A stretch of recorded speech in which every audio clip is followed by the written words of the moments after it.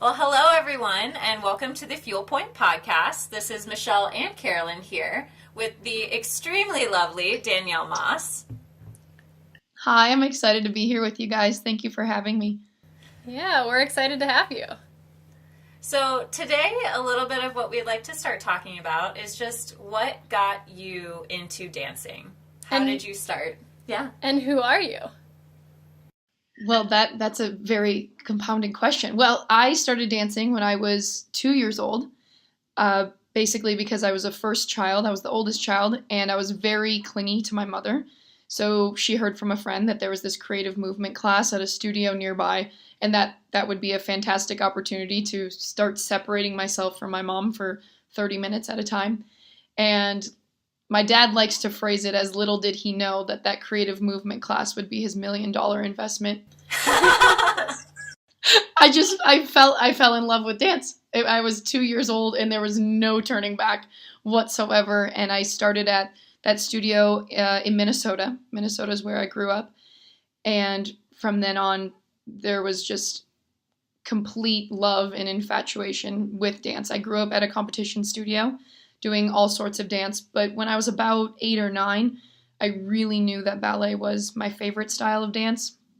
I think mainly because of the structure, and I view ballet as, it's really easy to like see improvement. It's very like, okay, you do this, you work on a single pirouette, then you do a double, and then you do this, where other styles of dance, the ranking your progress in that style is a little more based on the artistry, in my opinion, where like, it depends on who you talk to of like who you think is a good dancer and whatnot, where ballet is very structured and knowing like you're going from this level to this level to this level. And I don't know, it's a lot different, but I just love that part of ballet. Yeah, there's something about the classical progression that I think sparks the type of precision that we're seeing in dancers these days as well. Like there's this beauty in the refinement of the technique that has even jumped and made huge gains since, the 80s. Mm-hmm. And I even think, ballet technique in a competition dancer sets the competition dancers apart. Definitely. That was one of my huge assets in the competition industry, and I was very, very successful as a competition dancer. I did leave my competition studio when I was 15, and I moved to New York to pursue my ballet training there. I loved the aspect of training at a competition studio, but I knew that I wanted more, and I was grateful to be raised by teachers who gave me that push to go ahead and reach that. I know a lot of students struggle with kind of wanting more or wanting to experience other things, and some teachers tend to want to hold on to them a little too tight and not let them go, which I understand. Being a teacher, you have those few students that you're just so proud of, and just selfishly you want to keep them to yourself. But I was very grateful to have two specific teachers in my life. One was at my very first dance studio that I grew up at, and when I was about 11 years old, she sat me down and was like, I want the best for you, and I know that you need to move on beyond me in order to reach your goals, and I want to let you know that it's okay to move on. And that was extremely powerful at that time for me to be such a young dancer, and my everything, my biggest ballet mentor at the time, knowing that it was time for me to take the next step in my career. So I transitioned to Minnesota Dance Theater School for a year at that time because I wasn't really sure where I was going. That then led me to dancing at Larkin Dance Studio, which was the top competitive studio in Minnesota. And I pursued my competition career for another year or two at Larkin full time. Then when I was 15, I moved to New York to, again, Michelle Larkin had sat me down, was like, you need to move on. You need to do ballet. You need to focus your energy on that. So I moved to New York and continued my ballet training out there, but I did stay in the competitive world where Michelle continued to choreograph my solos when I competed at Youth American Grand Prix. So I always had a solo to do. So I would go back to Minnesota and compete, and I would do the nationals and everything with them. And having my ballet technique was undoubtedly my edge in the competitive industry because you can't compete with good technique. I mean, there's no question. Yeah, so where did you train at when you were in New York? When I was in New York, I trained it was originally called Studio Maestro under the direction of Francois Perron, and that transitioned into a different location and a different name, but still the same school, which is known now as Manhattan Youth Ballet. Wow, yeah, absolutely. So cool. Up to that point when you were 15 and decided to move, how had competition helped you in moving to a city where dance is highly saturated and highly competitive? I think the transition was very easy for me. I had been begging my parents since I was 12 to move to New York. I did the School of American Ballet summer program when I was 12, and that was it. that was just dead set. I'm like, this is where I want to be. I want to be doing this, and I had begged and begged for years. So when my parents finally allowed me at 15 to go and continue my training, I was very ready. It was my decision. It wasn't my parents' decision. So I think that had a huge impact on it because there was no doubt in my mind that this is what I wanted to do. So every step of the way, there was no hesitation. It was like, I'm going to go here. I'm going to do this. And it was a very competitive. I mean, the ballet world is competitive in itself, the most competitive, even though it's not considered the competitive dance industry. But I think just having that confidence in myself and knowing that what I had come from had prepared me to take on these obstacles.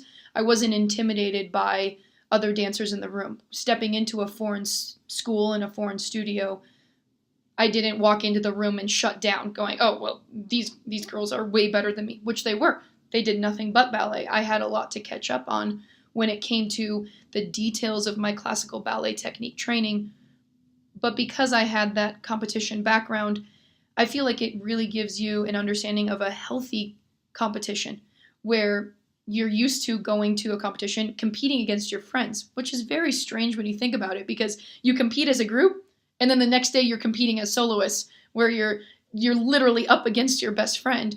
So having that understanding that like you have the competition in the room and in the studio, and it's not because you want to put someone else down, but because you're constantly striving to be the best in the room. But if you have the right people around you, then you're all being brought up together at that level. Yeah, I think that's an amazing, healthy outlook for this like art form and career. Because I think there are examples of good and bad types of competition out there all over, whether it's ballet or not. But I think that's a really important skill to have as a dancer. And I think it's really important to understand, like, bringing the whole room up. Like you were saying, not just, like, one person's at the top and everyone else is below them. Like, everyone, it can switch all the time. Right. And that was one thing that even competing growing up, it was like me and 3 of my best friends. And every competition we went to, we were always the top 4, but always in a different order. And it didn't matter. Like, it was just like, we would just kind of laugh and be like, oh, what order are we going to be in today? Because we all knew that at the end of the day, we were all becoming better dancers. And it wasn't about who ended up being the first. And it didn't change our friendship at all. And that's one thing that I really liked about transitioning into the ballet school was in the competition realm that I was in, I was at the top. And I didn't want to be at the top. And even to this day, I don't want to be the best in the room. I want to be surrounded by people who are constantly better than me because it gives me something to reach for. If I was at the top of the room, then you kind of get into this point of you're just settling because what more growth do you have to do unless you really have that inner strength to strive to be better. But I would rather be a little fish in a big pond.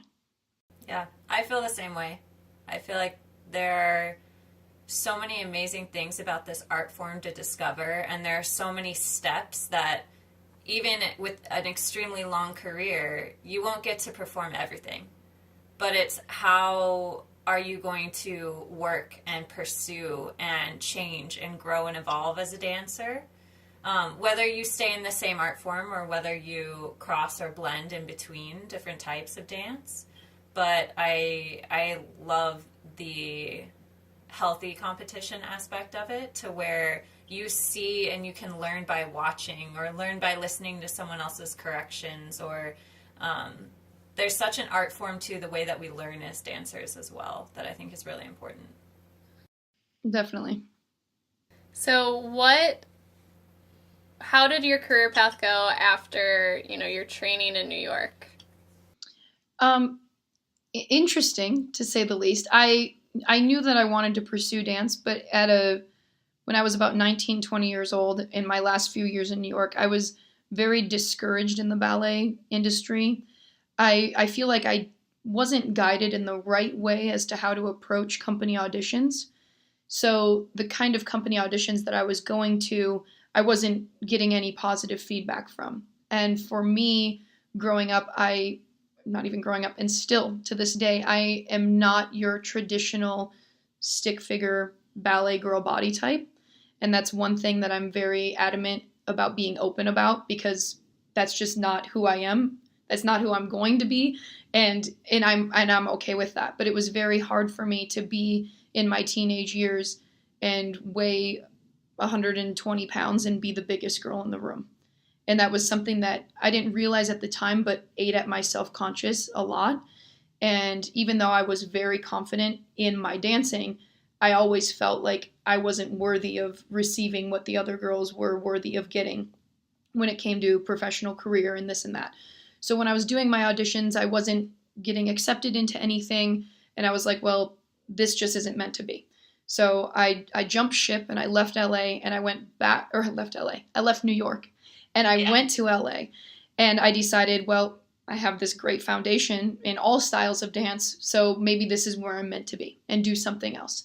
So for about 5 years, I lived in LA, and I just pursued commercial dance, and I liked it, and I was fortunate enough to work a handful of jobs, but it wasn't really, I didn't find like what I really wanted to find. And I was just like, well, this is just what people do. And they kind of work a few gigs here and there. And, I did an episode of Glee, and I was like, cool. But it didn't strike as much excitement as I felt like in my friends that it did when they were like, oh, I was on an episode of Glee. And I was like, yeah, was it that exciting? Like for me, it didn't feel that fulfilling. And then it kind of registered with me that maybe I wasn't doing the right thing. So then I was fortunate to have a mentor of mine sit me down and say, what are you doing? Like, what are you doing with your life? Like you had this whole career and you had this whole training. Why did you let that go? And I was like, well, I'm not the right body type. I'm not meant to be a ballerina. And she was like, well, you didn't give it a fair chance. And I was like, okay. And at that time I was like, well, I feel like it's too late. I feel like I've just let too many years of my life go by. And at that point, it was the end of November, and that person being Tara. And she said, well, you can do a submission for Nevada Ballet Theater, and they have auditions through the end of April. So she was like, send an email, request the very last weekend in April. She was like, it'll give you the most amount of time. And I was like thinking to myself, I'm like, that is only 5 months. I only have 5 months to get into shape. Now, keep in mind at that point, I was not training ballet. I was occasionally maybe taking a class here or there because my spirit for dance had been very let down. And I got more into teaching and wasn't really performing as much. So it took a lot of guts for me to step into the dance studio in the beginning of December, look myself in the mirror and go, wow, like what happened to the 19-year-old girl who was a fantastic ballerina who I thought wasn't capable or worthy of deserving anything. And I just had to go, okay, this is where I am now. I've got 5 months, and here's what I've got to do. So I started training with Stefan Wenta in LA, and he took me under his wing. Do you want the full story? Yes. Yeah. Okay. Okay, so so my parents asked me what I wanted for Christmas. I didn't tell anyone that Tara had sat me down and had this discussion with me. Only like my 2 best friends knew. And so my sister conveniently was going to be getting married in May, and my audition was the end of April. And a lot of families obviously like get in shape for weddings. So my family didn't blink an eye at the fact that I just started taking more dance class, because they thought that that was just how I was like going to get in shape for my sister's wedding. So I told my parents for Christmas that I wanted a sublet in New York for a month. And my mom thought it was to do Broadway auditions, because I did spend a lot of time flying back and forth and doing Broadway auditions and things like this. And she was like, wow, that's fantastic. Like, spend the month of January in New York. You're going to do all these auditions. It's going to be so amazing. Little did she know I was going to New York, because I was going to meet back up with Francois and back up with my mentors and train, because where else would you go to take 5 ballet classes a day but New York? I mean, nowhere else offers that many ballet classes a day. So I literally had a sublet in New York for the month of January, and I took 3 to 4 ballet classes every day and 2 to 3 Pilates or fitness classes for a month straight to try to get myself back in shape that I needed to be. And I had a great time in New York, came back to LA, continued training with Stefan, and was preparing myself for what would be my audition for Nevada Ballet Theater. And then still kept it a secret, didn't tell anybody. Went to Vegas. I like made up this whole story that I was going to hang out with my friends in Vegas for the week, but truly I was coming to audition. Still didn't tell anybody. Did my audition. Waited for my result to come in, obviously, before I said anything. And I created this, I filmed the contemporary solo that I performed for my audition. And I filmed it and I put it on YouTube with an overlay of what my journey had been for the past 4 months. So I'll have to share that with you guys so you can see it. I called my parents and I was like, hey, I put this video on YouTube, because like that's what dancers do. They like film themselves and put it on YouTube. I was like, you guys have to sit down. I was like, FaceTime me, like you'll love it. You're going to watch the video. And little did they know that it was this whole confession of what I had been doing over the past few months, and explaining to them that I got accepted and I was moving to Vegas and joining Nevada Ballet Theater. So it was a huge revelation for me, because I went from this wide roller coaster in my career of, you know, I'm doing this and now I'm doing ballet, and in my school I was the top of my school, but then I didn't get accepted for any jobs. So then I went a different path, and I feel like I've just been on this zigzag that eventually led me to exactly where I was supposed to be, but at a much later age. And that's okay. And I was okay with that. But I feel like a lot of people are like, well, if you're not in the ballet company by the time you're 19, like you should forget about it. And that's not the case. And I'm very grateful for that part of my journey. We talk about that a lot, just the ageism of dance, and how important it is to know that it can happen later and you can fall in and out of dance, and how that's okay.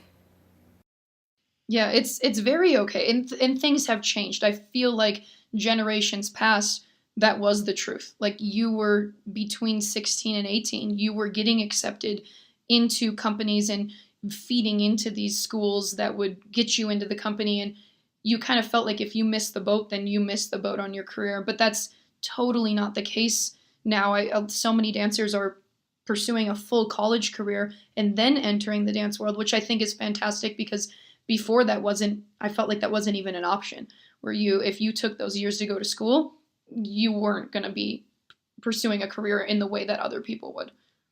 Yeah, absolutely. I even feel like that's a recent change as well, because I know I didn't know that I wanted to do ballet until I was 16. I had danced with a modern company in my youth, and had much more modern training than I did ballet up until that point. And so when I needed more training. I had to go to college, because in my eyes I had to go to college, because I was not ready on a technical level to get into a company, or in a way of like living on my own at 18, 19 years old. That just wasn't a part for me at that moment. And I think everybody's ready for that at a different time. But those like 3 years that I had in school were so valuable to me, because I was able to dance a lot of great rep, luckily, because of the program I was in. And then I was able to get that stage experience and confidence that was able to get me where I was too, which for Danielle and I, that was the same place. We both ended up at Nevada Ballet Theater. And the Tara that she's talking about, for those of you that don't know, was our ballet mistress at the time, Tara Foy, who coaches a lot in the Las Vegas area and is a very renowned teacher. Yeah, she's fantastic. She was my mentor from when I was 9 until about 12 years old. Wow. Yeah. So it's everything comes full circle, and the dance world is very, very, very small. So true. Very, very small. So true. But yeah, since being at Nevada Ballet Theater, is this your 3rd season now? Or 4th season? This is my 3rd season. Almost done with my 3rd season. Wow. I know. Congratulations. Thank you. It goes by so fast, and it's really given me something that I didn't know I wanted, which is very weird to say. Like, for myself, when I got the acceptance for my 1st season, I was like, I'm just going to do this. And I feel like I need this to like check it off my list of things I want to accomplish in my life. And I went into it with the intention of only staying for a year. And I was like, I'm going to do it. I'm going to have a great year. I can say that all that training and everything that I had put in my previous years in my youth led me to this. And I did it. I was in a ballet company. And then I just fell in love with it even more. I was like, I'm never leaving. Never leaving. It's just, there's always new discoveries. And I think that's another thing I love about ballet and dance in general. Every time you show up to class and every time you're in the studio, you're constantly working on improving yourself, improving your body, improving your training. And it's a never-ending process. You don't just show up and repeat the same thing. Every day is something new. Listening to Danielle's story and getting to share it with you guys has been so much fun. So fun, in fact, that in 2 weeks we will be releasing part 2 of this podcast. So don't forget to come back wherever you're listening to your podcasts in 2 weeks.